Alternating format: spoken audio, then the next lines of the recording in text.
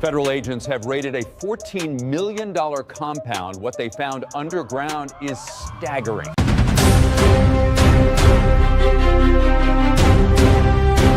Three minutes ago, the streets of Minneapolis erupted into chaos. Federal agents flooded Cedar Riverside. Armored vehicles blocked intersections. Helicopters circled above. This wasn't a drill. This was the largest coordinated immigration and drug enforcement operation Minnesota has seen in years.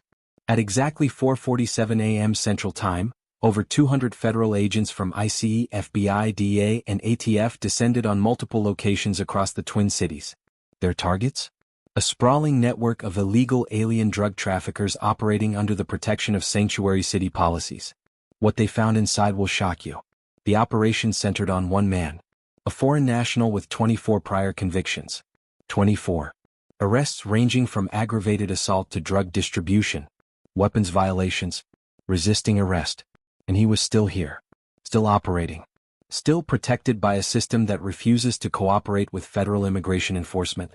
His name is being withheld by authorities, but sources confirm he's a Somali national who entered the United States on a refugee visa in 2009. Within 2 years he had his first felony conviction. Within 5 years he had 8. By 2020 he'd been arrested 24 separate times. And yet, every time Minneapolis police caught him, they released him. No ICE detainer honored. No deportation proceedings initiated. Just catch and release. Over and over and over. But this morning that cycle ended. At 4:47 a.m., tactical teams breached 3 primary locations simultaneously. The first was a 2-story house on the 1400 block of South 6th Street. Neighbors reported seeing at least 15 agents in full tactical gear storming the residence. Battering rams. Flashbangs. Shouted commands echoing through the pre-dawn darkness. Within minutes, they had 6 individuals in custody.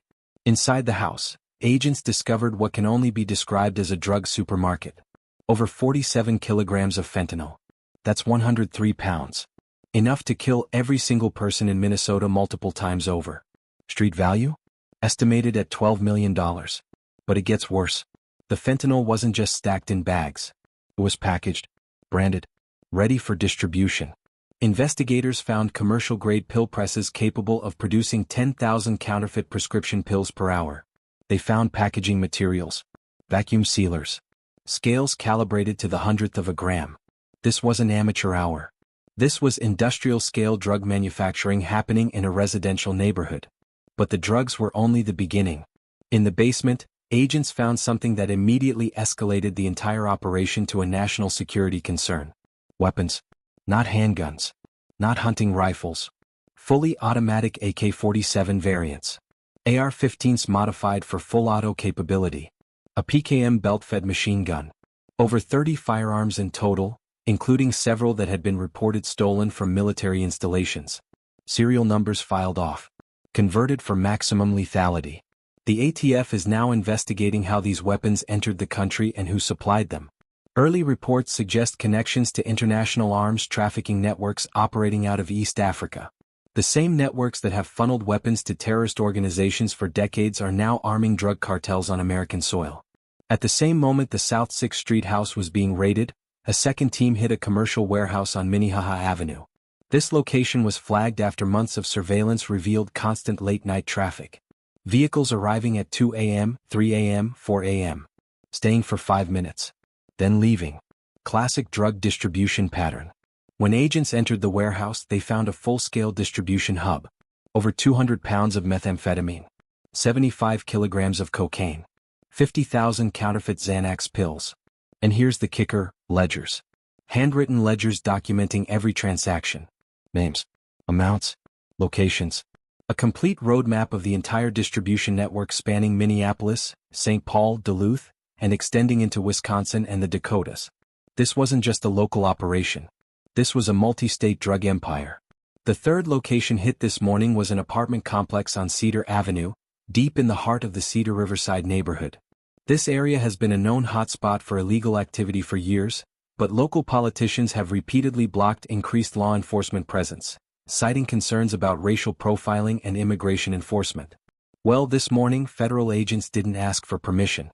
At 4:47 a.m., they breached 4 separate apartments in the same building. All four were connected to the same drug network. All four contained evidence of ongoing narcotics trafficking. And in 3 of the 4 apartments, agents found illegal aliens with active deportation orders who had been shielded from removal by Minneapolis's sanctuary policies.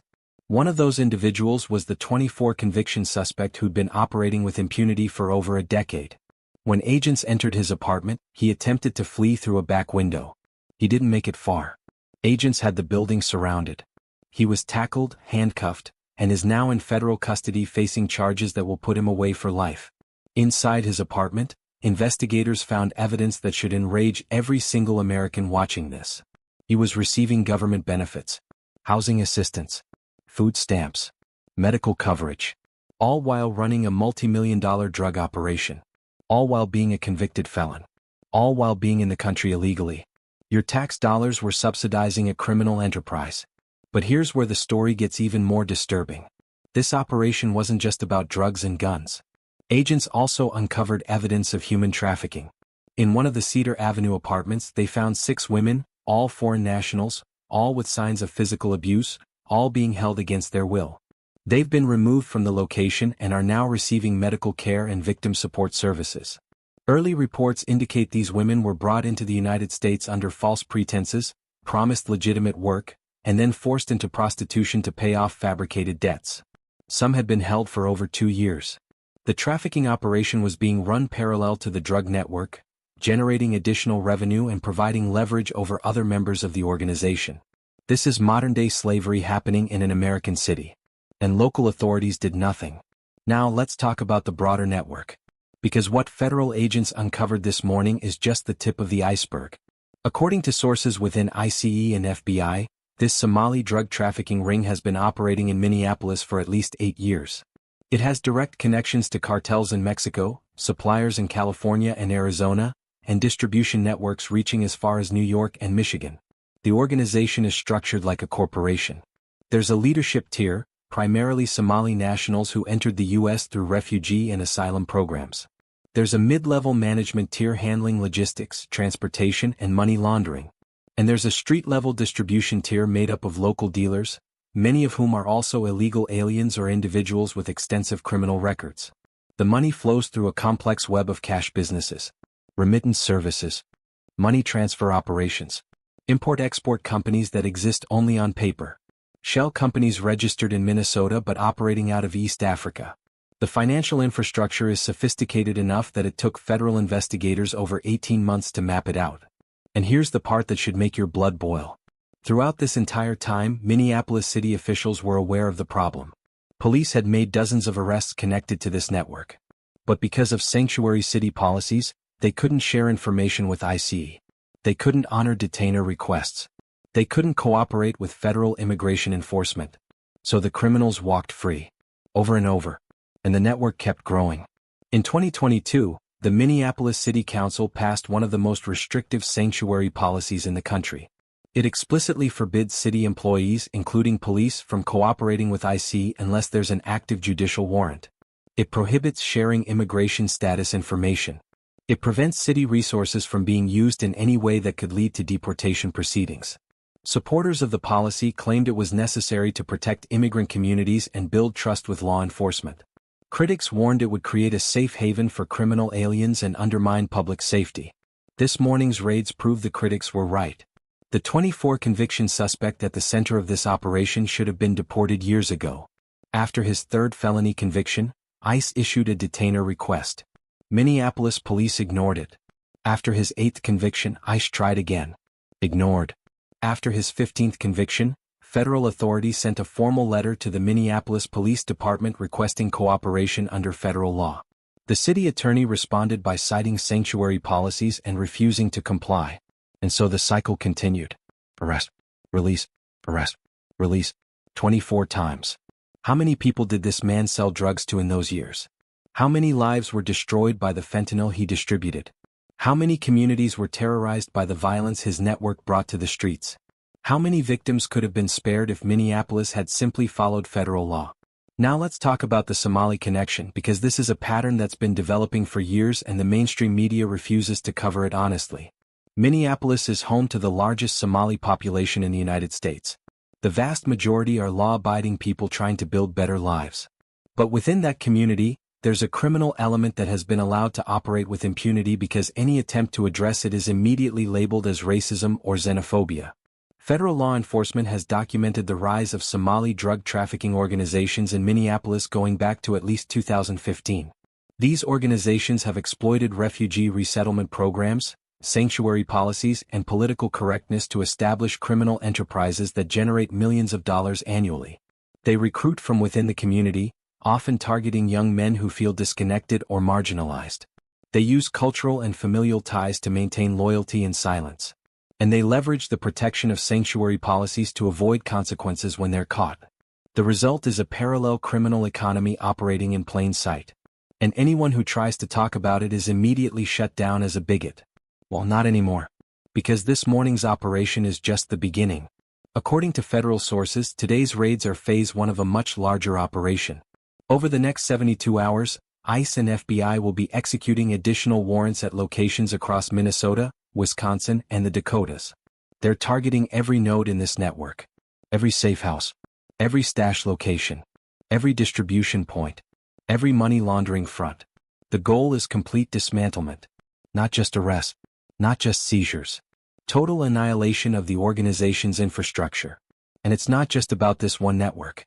Federal authorities are using the intelligence gathered from this operation to identify and target other criminal alien organizations operating under the protection of sanctuary policies. This is a blueprint for future operations nationwide. Attorney General's office has already issued a statement praising the operation and warning sanctuary cities that federal law supersedes local policies. If cities refuse to cooperate, federal agents will do the job themselves. And they won't be asking for permission. The political implications of this operation are massive. Minnesota is a swing state. Minneapolis is a Democratic stronghold. Sanctuary policies are a sacred cow for progressive politicians. But this morning's raids demonstrate, in the most vivid way possible, the real-world consequences of those policies. How do you defend a policy that allowed a 24-conviction criminal alien to operate freely for over a decade? How do you justify protecting someone who was running a multi-million-dollar drug and human trafficking operation? How do you look victims in the eye and tell them that sanctuary policies are more important than their safety? You can't. And voters are watching. This operation is going to dominate news cycles for days, possibly weeks. Every detail that emerges will reinforce the same narrative. Sanctuary policies protect criminals, endanger communities, and make a mockery of federal law. Progressive politicians who've built their careers on defending these policies are now going to have to answer for the consequences. And the consequences are severe. 24 convictions. 47 kilograms of fentanyl. 30 firearms. 6 human trafficking victims. A multi-state drug empire operating for 8 years. All protected by sanctuary city policies. All enabled by local officials who prioritized politics over public safety. This is the reality of open borders and non-cooperation with federal immigration enforcement. This is what happens when ideology trumps common sense. This is the cost of virtue signaling. And Minneapolis isn't unique. This same pattern is repeating in cities across America. Chicago, New York, Los Angeles, San Francisco, Denver. Anywhere sanctuary policies have been implemented, criminal aliens have exploited them. Anywhere local officials have refused to cooperate with ICE, drug traffickers have set up shop. The difference is that now federal authorities are fighting back. This morning's operation sends a clear message. The era of consequence-free sanctuary is over. Federal law will be enforced. Criminal aliens will be arrested. And cities that refuse to cooperate will be bypassed. The 200 agents who participated in this morning's raids represent just a fraction of the resources federal authorities are prepared to deploy. ICE has announced plans to triple enforcement presence in sanctuary cities over the next 6 months. The DEA is coordinating with ATF and FBI to target drug trafficking organizations with immigration enforcement components. The Department of Justice is exploring legal action against cities that obstruct federal immigration law. This is a paradigm shift. For years, sanctuary cities operated under the assumption that they could ignore federal authority without consequences. That assumption is now dead. But let's bring this back to the human level. Because behind all the statistics and policy debates, there are real victims. The 6 women rescued from human trafficking this morning have stories that will haunt you. The families destroyed by fentanyl distributed by this network have losses that can never be recovered. The communities terrorized by the violence this organization brought to the streets have trauma that will last generations. Every single one of those victims could have been spared if Minneapolis had simply cooperated with federal immigration enforcement. Every single one of those tragedies was preventable. Every single one is a direct consequence of sanctuary policies. And the man at the center of it all? The 24-conviction criminal alien who ran this empire? He's now in federal custody, facing charges that include drug trafficking, weapons violations, human trafficking, conspiracy, and racketeering. If convicted on all counts, he's looking at multiple life sentences with no possibility of parole. But here's the thing. He should have been deported years ago. He should have been removed after his first felony conviction. He should never have had the opportunity to build a criminal empire. He should never have been able to hurt another person. But sanctuary policies gave him that opportunity. And he took it. This is the reality that mainstream media won't show you. This is the story that gets buried beneath narratives about compassion and inclusion. This is the truth about what sanctuary policies actually produce. And it's happening right now all across America. The Minneapolis operation this morning is a microcosm of a national crisis. It's a snapshot of what happens when border security is treated as optional, when immigration law is treated as negotiable, when federal authority is treated as advisory. The results are catastrophic. 47 kilograms of fentanyl. That's enough to kill 23 million people. That's enough to wipe out the population of Minneapolis 58 times over. And it was sitting in a residential house, being packaged for distribution, while the criminal alien responsible had government benefits paying his rent. Think about that. Your tax dollars were funding the very apartment where millions of dollars of deadly drugs were being prepared for distribution. Your money was subsidizing a criminal enterprise that was poisoning communities and destroying lives. And when federal agents finally stepped in to stop it, they were accused of racism and harassment by local activists who showed up at the scene within hours of the raids. Yes, you heard that right. While agents were still processing evidence and securing locations, protesters arrived chanting about immigration rights and police brutality. Not a word about the fentanyl. Not a word about the human trafficking victims. Not a word about the 24 convictions or the weapons cache or the multi-state drug empire. Just accusations of racism and demands that the suspects be released. This is the insanity we're dealing with. This is the upside-down world where criminals are treated as victims and law enforcement is treated as the enemy. This is what happens when ideology completely detaches from reality. But reality has a way of asserting itself. And this morning, reality arrived in the form of 200 federal agents with warrants, tactical gear, and the full authority of federal law. The individuals arrested this morning are now in federal custody, where sanctuary policies can't reach them. They're being processed at a secure federal facility, where local politicians can't interfere. They're facing federal charges, which carry mandatory minimum sentences and no possibility of early release. This is what enforcement looks like when it's actually allowed to happen. This is what happens when federal authorities stop asking for permission and start doing their job. And it's just the beginning. Over the next 72 hours, expect more raids, more arrests, more seizures. Federal authorities have identified at least 40 additional targets connected to this network. Some are in Minneapolis. Some are in St. Paul. Some are in surrounding suburbs. Some are in other states entirely. Every single one will be hit. Every single one will be prosecuted. Every single one will face the full weight of federal law. This is a coordinated, multi-agency, multi-jurisdictional operation designed to completely dismantle a criminal enterprise that's been operating for nearly a decade. It's the kind of operation that takes months of planning, thousands of hours of surveillance, and the coordination of hundreds of agents across multiple federal agencies.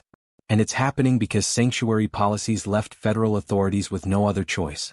When local law enforcement won't cooperate, when city officials refuse to honor detainers, when politicians prioritize ideology over public safety, federal agencies have to step in and do the job themselves. It's more complicated. It's more expensive. It requires more resources.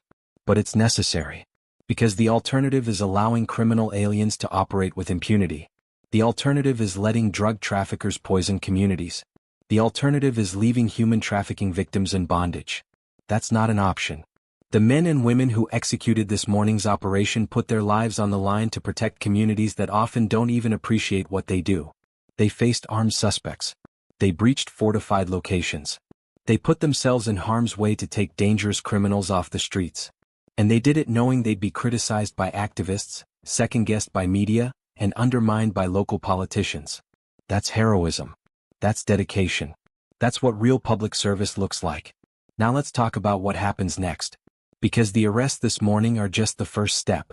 Federal prosecutors now have to build cases that will hold up in court. Defense attorneys will challenge every aspect of the operation. The media will scrutinize every detail. Activists will rally support for the suspects. It's going to be a fight. But federal authorities are prepared. They've spent months building airtight cases. They have surveillance footage. They have wiretap recordings. They have financial records. They have cooperating witnesses. They have physical evidence that directly ties suspects to the crimes. This isn't a weak case that will fall apart under scrutiny. This is an overwhelming mountain of evidence that will make conviction virtually inevitable. The 24-conviction suspect alone faces enough charges to put him away for multiple lifetimes. The evidence against him is so extensive that his own attorneys will likely advise him to plead guilty in exchange for a slightly reduced sentence. He's done. His criminal career is over. And the network he helped build? It's being systematically destroyed. Every node mapped. Every connection severed. Every asset seized. By the time federal authorities are finished, there won't be anything left. That's the goal. Total dismantlement. But even as this network is being taken down, others are operating. In Minneapolis, in St. Paul, in cities across America, sanctuary policies continue to provide cover for criminal aliens. Catch and release policies continue to put dangerous individuals back on the streets. And the cycle continues. Until it doesn't. This operation represents a turning point. It's a demonstration that federal authorities can and will enforce immigration law, even in sanctuary cities. It's proof that local non-cooperation won't stop federal enforcement. It's a message to criminal aliens everywhere. The protection you thought you had is gone. And for law-abiding citizens who've been demanding action for years, it's validation. You were right. The concerns you raised were legitimate. The policies you opposed were dangerous. And now, finally, something is being done about it. But it's not enough to just celebrate this one operation. This needs to be the beginning, not the end. Federal authorities need to continue this level of enforcement in every sanctuary city.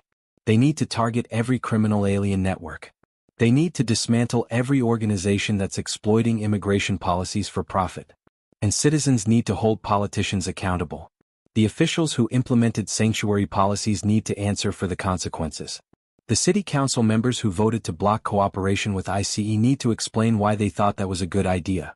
The police chiefs who refused to honor detainers need to justify their decisions. Elections have consequences. And voters need to remember who enabled this crisis when they step into the voting booth.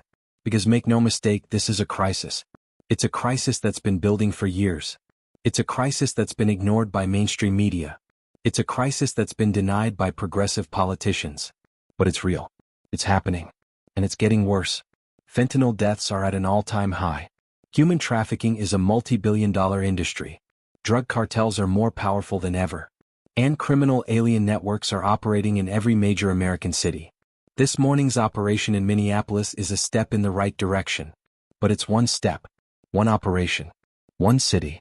The problem is nationwide. The solution has to be nationwide. That means securing the border. That means ending catch and release. That means mandatory detention for criminal aliens. That means cooperation between local and federal law enforcement. That means prosecuting human traffickers to the fullest extent of the law.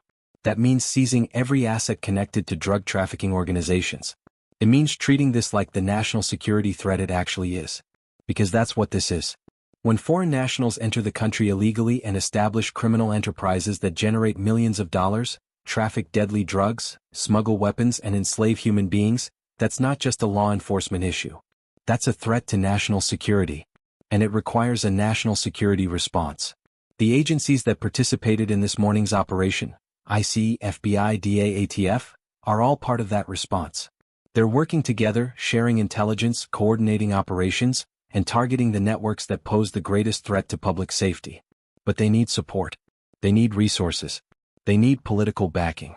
They need local cooperation. And they need citizens who are willing to speak up and demand action. That's where you come in.